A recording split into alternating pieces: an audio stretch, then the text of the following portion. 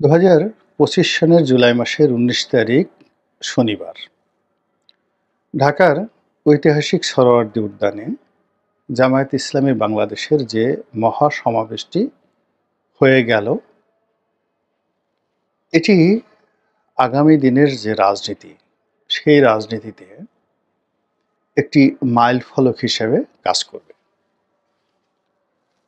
আমার বাসা ধানমন্ডিতে, তো এরকম একটি সমাবেশ হবে এবং সেই সমাবেশে রাস্তাঘাট বন্ধ হয়ে যাবে। অতীতে আমরা যেগুলো দেখেছি যে ইসলামপন্থী যে দলগুলো, বিশেষ করে চরমোনাই বা অন্য যে চরমোনাই সাধারণত এখানে বড় সমাবেশ করতে পারে, এর বাইরে এই মাঠ ভরার মতো শক্তি আওয়ামী লীগের ছিল না। আওয়ামী লীগ বহুবার এখানে সমাবেশ করেছে, কিন্তু সারা দেশ থেকে লোক এনেও সোহরাওয়ার্দী উদ্যান আসলে ভরতে পারেনি। সোহরাওয়ার্দী উদ্যান মাত্র কয়েকবার, দুইবার সম্পূর্ণ ভরেছে। প্রথমবার ভরেছিল সেই আইয়ুব খান সাহেব যখন এসেছিলেন, তখন তাকে সংবর্ধনা দেওয়ার জন্য এই সোহরাওয়ার্দী উদ্যানে গণসংবর্ধনা আয়োজন করা হয়েছিল 50-এর দশকে, এবং তখন পুরো এই উদ্যান ভরে গিয়েছিল। আর দ্বিতীয়বার ভরেছিল, সেটা হলো বঙ্গবন্ধুর সেই 7ই মার্চের ভাষণের দিন। এরপর আর এটা ভরতে পারেনি একাংশ, মানে এখানে হয়। তো আজকে যেটা দেখলাম সেটা হলো যে এই সোহরাওয়ার্দী উদ্যানটি ভরে গেছে। শুধু ভরেনি, আমি যেটা নিজের চোখে দেখেছি সেই কথাই আপনাদেরকে বলতে এসেছি। সেটা সংক্ষেপে বলে অন্য প্রসঙ্গে যাব। তো আমি জানি যে এখানে আজকে গাড়ি নিয়ে বের হওয়া যাবে না 10টার পরে। তো আমি বাসা থেকে 8টার সময় বের হলাম এবং গাড়ি ছাড়াই বের হলাম রিক্সায় করে। কিন্তু এর মধ্যে এসে দেখলাম যে নীলক্ষেত মোড় থেকেই বিশ্ববিদ্যালয় বন্ধ করে দেওয়া হয়েছে, তার পূর্বের দ্বার। একটা দুটো রিক্সা ঢুকতে দেওয়া হচ্ছে। তা আমি সেই সকাল 8টার সময় বিশ্ববিদ্যালয়ে দেখলাম যে লোকে লোকারণ্য, সারা বাংলাদেশ থেকে জামাতের লোকজন আসছে। তারপরে সেখানে অসংখ্য গাড়ি এবং ঢাবি লেখা যে বিভিন্ন জ্যাকেট পরে অনেক ছেলে, স্বেচ্ছাসেবক ছেলে, তারা ওখানে ট্রাফিক নিয়ন্ত্রণ করছে। জামাতের সারা বাংলাদেশ থেকে আগস্ট নেতাকর্মী যারা আছেন, তারা বিশ্ববিদ্যালয়ের চত্বরের বিভিন্ন ফুটপাতে কেউ বসে আছেন, কেউ নাস্তা করছেন 8টার দিকে, কেউ সভাস্থলের দিকে যাচ্ছেন। তো এই দৃশ্য দেখে মনে হচ্ছিল যে পুরো ঢাকা বিশ্ববিদ্যালয়টাই যেন কাবুল শহরে পরিণত হয়েছে, বা কাবুল বিশ্ববিদ্যালয় চত্বর মনে হয়েছে। এর কারণ হলো জামাতের তো একটা পোশাক আছে, তারা পাঞ্জাবি পরা, অনেকের টুপি আছে, মুখে দাড়ি আছে। তো একটা ইসলামাইজেশনের যে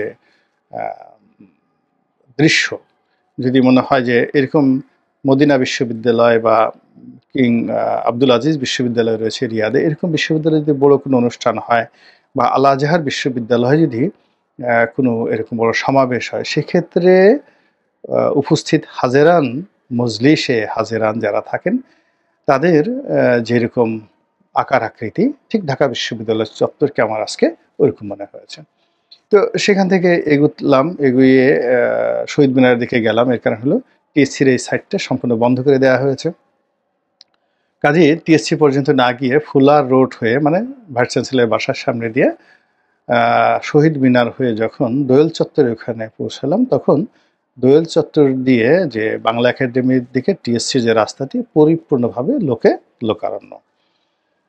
অনেকক্ষণ বসে রইলাম। এর কারণ হলো একের পর এক মিছিল আসছে, মধ্যে একটু ফাঁক পাওয়ার পর রিক্সাটা এক সাইড দিয়ে গেলাম, গিয়ে শিক্ষা ভবন পর্যন্ত আসলাম। মিছিল আসছে, অনবরত মিছিল আসছে। সকাল তখন 8:15, মানে আমি বাসা থেকে বের হয়েছি 8টায়, আর এই পর্যন্ত ধরেন 8:15, 8:30। তো সেখান থেকে মিছিল করতে করতে লোকজন আসছে এবং আমি ওখান থেকে আসলাম সেই জাতীয় ঈদগাহর সামনে যে ফোয়ারা রয়েছে, কদম ফোয়ারা, ওখানে।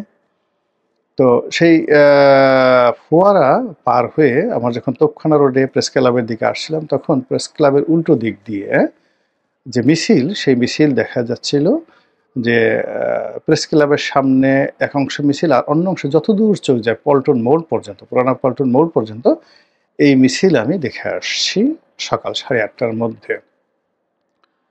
এখন এই যদি হয় এই দিকের অবস্থা, তাহলে আপনি শাহবাগের কথা চিন্তা করেন। আমার ধারণা, আমি বাইরে বের হইনি, যে এটা বাংলা মোটর পর্যন্ত তাদের এই ভিড় বা রাস্তা বন্ধ রয়েছে।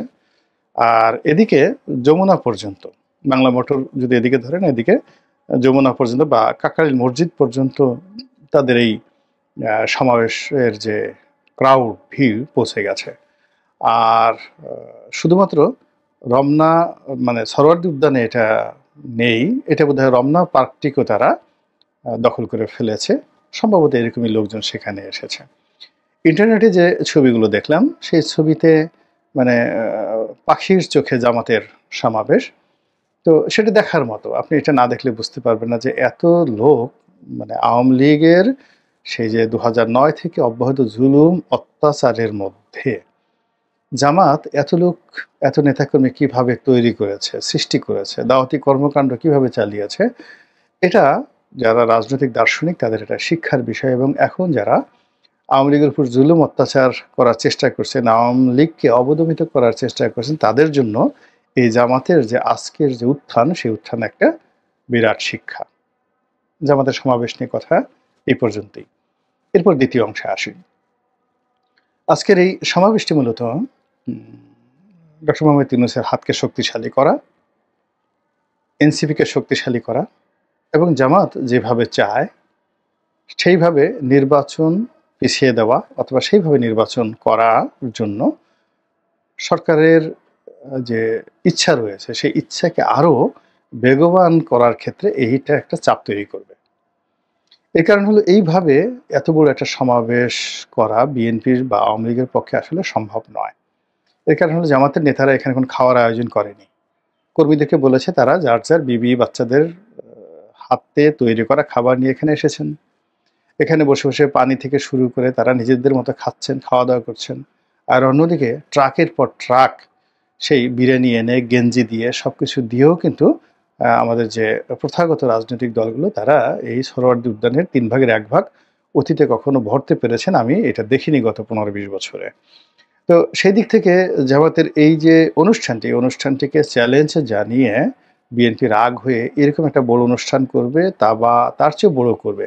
পুরো ঢাকাকে অচল করে দিয়ে একেবারে গাবতলী থেকে সায়দাবাদ পর্যন্ত ঢাকাতে লোকে লোকারণ্য করে ফেলবে এবং সকাল 8টা থেকে সেই রাত্রি 8টা পর্যন্ত এই অঞ্চল পুরো অচল থাকবে, এটা এখন সম্ভব না। এটা মানে ১,০০০ কোটি টাকাও যদি বিএনপি খরচ করে, এটা সম্ভব হবে না। এখানে শুধুমাত্র বিরিয়ানির প্যাকেট দিতে, পানির বোতল দিতে, এগুলোতেই সমস্যার সৃষ্টি হয়ে যাবে। অনেক সমস্যার সৃষ্টি হয়ে যাবে। চেয়ার ছোঁড়াছুড়ি হবে, কে আগে স্লোগান দেবে, কে আগে আসবে, কে পরে আসবে, এগুলো নিয়ে হবে। কিন্তু জামাতের এই জিনিসগুলো, আমি যে এখন ভিডিও করছি বিকাল ৪টার সময়, এখন পর্যন্ত একটা টু শব্দ হয়নি। এখানে উক্তমত নামাজ হচ্ছে, অজু হচ্ছে, পায়খানা পেশাবের হাজত আসলে সেই জায়গা তারা আয়োজন করেছে। তো এইটা বিএনপিকে রীতিমতো একটা চাপের মধ্যে ফেলে দিয়েছে এবং তাদেরকে যাকে বলে ডিমনিটাইজ, ডিসেন্ট্রালাইজেশন, তারপরে মানে ডিমনিটাইজ মানে তারা যে এই যে সাদা বিভিন্ন জায়গাতে কালেকশন করতো, জামাতের এই শক্তিমত্তার পরে অনেকে এখন আর বিএনপির লোকদেরকে পাত্তা দেবে না, চাঁদাও দেবে না। ফলে এটা অনেকটা ডিমনিটাইজ হয়ে গেল। ২ নম্বর হলো যে তারা যে বড় বড় কথা বলতো, সরকারকে দাপট দেখাতো, আমরা এটা করতে পারি, ওটা করতে পারি, ১ ঘন্টায় সরকারকে ফেলে দিতে পারি। তখন তারা এরপর থেকে এই কথাগুলো আর ওইভাবে বলতে পারবে না। এরপরে যেটা হলো যে এটা তো জামাতের একটা অনুষ্ঠান এবং এখানে অন্যান্য ইসলামপন্থী দলগুলো সংহতি জানিয়েছে, কিন্তু ওইভাবে তারা আসেনি। যদি তারা সবাই আসতো বা আসে তাহলে এটা বিরাট একটা রূপ ধারণ করবে এবং এর মাধ্যমে বিএনপিকে চ্যালেঞ্জ দিচ্ছে, ডক্টর মোহাম্মদ ইউনূসকে শক্তিশালী করছে, এনসিপিকে শক্তিশালী করছে, তার সঙ্গে সঙ্গে অন্যান্য যে রাজনৈতিক দল, ইসলামপন্থী যে রাজনৈতিক দল, আহ তাদেরকেও জামাত জানান দিল যে সত্যিকার অর্থে তাদের সাংগঠনিক ক্ষমতা কত বেশি। এবং এখানে আজকের যে মাহফিল তারা আয়োজন করেছে, এটাকে রাজনৈতিক সমাবেশ না বলে আপনি মাহফিল বলেন। এখানে গান গেয়েছে তারা, হামদ করেছে, কোরআন তেলাওয়াত করেছে, ওয়াজ করেছে, মাহফিল করেছে, রাজনীতির কথা বলছে। মানে পুরো সকাল 8টা থেকে কটা পর্যন্ত চলে আমি জানি না। এটাকে তারা একটা উৎসব মুখর মিলন মেলা করেছে, যে মিলন মেলার সঙ্গে আপনি এই যে তাবলিগের যে জামাত হয় টঙ্গীতে, এটা তুলনা করতে পারেন। এবং ওখানে এখন যে 2 ভাগ হয়, সেই তাবলিগের জামাতে যে লোকে লোকারণ্য হয়, তার চেয়ে আজকে জামাতের যে লোকজন কোনো অংশে কম হয়নি। তো কাজেই এটা তাবলিগের জন্য একটা বিরাট থ্রেট। চরমোনাইকে আরও উৎসাহিত করবে এবং সবচেয়ে বড় ব্যাপার হলো আজকের এই যে অনুষ্ঠানটি, এটি লাইভ টেলিকাস্ট করছে পৃথিবীর সব জায়গায়। যারা বাংলাদেশকে তালিবান রাষ্ট্র হিসেবে প্রচার করতে চাচ্ছে, এখানে জঙ্গিবাদের উত্থান হচ্ছে, এখানে ইসলামাইজেশন হচ্ছে, এখানে মুসলিম খিলাফত প্রতিষ্ঠিত হতে যাচ্ছে, এখানে ইসলামী রেভলিউশন বা বিপ্লব হতে যাচ্ছে, এই সকল কথা যারা বলার চেষ্টা করছেন তারা এই জামাতের অনুষ্ঠানটিকে রীতিমতো একটা মডেল হিসেবে বা মডিউল হিসেবে, মডেল এবং মডিউল দুটোর মধ্যে পার্থক্য রয়েছে, তো মডেল এবং মডিউল হিসেবে ব্যবহার করার জন্য তারা সর্বোচ্চ চেষ্টা করবে এবং যা কিনা ডক্টর মোহাম্মদ ইউনূসের যে আন্তর্জাতিক যে পরিচিতি রয়েছে বিশেষ করে পশ্চিমা দুনিয়ায়, এটাকে হুমকির মুখে ফেলবে। এবং এখন এই জামাতের আজকের যে এই অবস্থার ফলে কি হলো, ডক্টর মোহাম্মদ ইউনূসকে এখন জামাতের পকেটে ঢুকে যেতে হবে এবং জামাতের অনুগ্রহ আনুগত্য ব্যতিরিকে তিনি আর এগোতে পারবেন না। তিনি ইচ্ছা করলে আগামীতে মির্জা ফখরুল বা জামাতের অনুমতি ছাড়া তিনি জনাব তারেক রহমান সাহেবের সঙ্গে বৈঠক করতে পারবেন না। তিনি চাইলেও এখন জামাতের হুকুমের বাইরে গিয়ে বা ইচ্ছার বাইরে গিয়ে, ডিজায়ারের বাইরে গিয়ে তিনি একটি নির্বাচন অনুষ্ঠান কিংবা জামাত যেভাবে বলছে সংখ্যানুপাতিক হারে নির্বাচন, পিআর পদ্ধতি, এই পিআর পদ্ধতির বাইরে বিএনপি যেভাবে ট্র্যাডিশনাল নির্বাচন চাচ্ছে ওভাবে ডক্টর মোহাম্মদ ইউনূস যেতে পারবে না, তাকে বিএনপির সঙ্গে কন্ট্রাডিকশনে যেতেই হবে। এরপরে জামাত আজকে এখন পর্যন্ত আমি জানি না তারা যে ৭ দফা দাবি, সেই দাবিগুলো আসলে কি কি সেই ৭ দফার মধ্যে রয়েছে। নিঃসন্দেহে আমি যেটা মনে করছি তারা পিআর পদ্ধতি চাইবে, আইন শৃঙ্খলা গোপালগঞ্জে যা কিছু হয়েছে এটাকে তারা উপলক্ষ করে বলবে যে এর মধ্যে নির্বাচন হবে না, আগে ল অ্যান্ড অর্ডার সিচুয়েশন যাকে বলা হয় ঠিক করেন। এবং তারা যেটা চাইবে অপারেশন ক্লিন হার্টের মতো সারা বাংলাদেশে একটা যাকে ম্যাসাকার, এখানে বিএনপির যত নেতাকর্মী রয়েছেন যাদের বিরুদ্ধে চাঁদার অভিযোগ রয়েছে, মাস্তানির অভিযোগ রয়েছে, বা এলাকাতে যারা রাজনৈতিক প্রভাব বিস্তার করে জামাতের জন্য হুমকি হয়ে আছে, এর কারণ হলো জামাত যে শক্তিটা এই ঐক্যবদ্ধভাবে এই মাঠে দেখালো। কিন্তু কালকে যদি গোপীবাগে জামাতের নেতাদেরকে আক্রমণ করে বিএনপির লোক, গোপীবাগ থেকে যদি সায়দাবাদ মোড়ে যায়, সায়দাবাদ মোড় থেকে যদি ধরেন গ্যান্ডারিয়া যায়, গ্যান্ডারিয়া থেকে ধূপখোলা যায়, ধূপখোলা থেকে বংশালে আসে, বংশাল থেকে যদি তারা আবার মিটফোর্টে যায়, মিটফোর্ট থেকে তারা যদি যে পুরনো জেলখানা যে আছে সেই এলাকাতে আসে, নাজিরা বাজার আসে, তারা যদি চকবাজারে যায়, এইগুলো পুরো ঢাকাতে আসে, তারা যদি মিরপুরে জামাতকে আক্রমণ করে, তারা যদি বাড্ডাতে জামাতকে আক্রমণ করে, এরপর নারায়ণগঞ্জ, নরসিংদী, ঢাকার আশেপাশে সব জায়গাতে জামাতকে যদি কুচু কুচু কুচু কুচু করে, টুকু টুকু টুকু টুকু করে, জামাতের আসলে এই যে এখানে শক্তিটা দেখিয়েছে, কিন্তু এই শক্তিটা তারা কিন্তু ওখানে দেখাতে পারবে না। বিএনপির একটা পশমও তারা ছিঁড়তে পারবে না, দিস ইজ রিয়ালিটি। এবং বিএনপি নেতাকর্মীরা এই কাজটা করবেই, কালকে থেকে পরশু থেকে এই কাজটা করবে, এটা আপনারা লিখে রাখেন। এই কারণে এই যে জামাতের যে আজকে যা কিছু আছে এটা বিএনপির শরীরে আগুন ধরে দিয়েছে। ফলে বিএনপি যেখানে যেখানে বিএনপির শক্তি রয়েছে সেই শক্তি তারা সর্বোচ্চভাবে জামাতের দম্ভ মানে যাকে বলা হয় দমন করার জন্য তারা ব্যবহার করবে। এবং আপনারা কয়েকটা ভিডিও দেখেছেন যে বিএনপির অনেক তৃণমূল পর্যায়ের নেতা তারা বৈঠক করে বলছে কারা কারা ঢাকা সমাবেশে গেছে বা যাবে ওটা লিখে রাখো, ছবি তুলে রাখো, ওদেরকে আর ছাড়া হবে না। ফলে এখান থেকে যারা যাবে মোরালেস সবাই নিগৃহীত হবে, এরকম একটা সম্ভাবনা কিন্তু রয়েছে।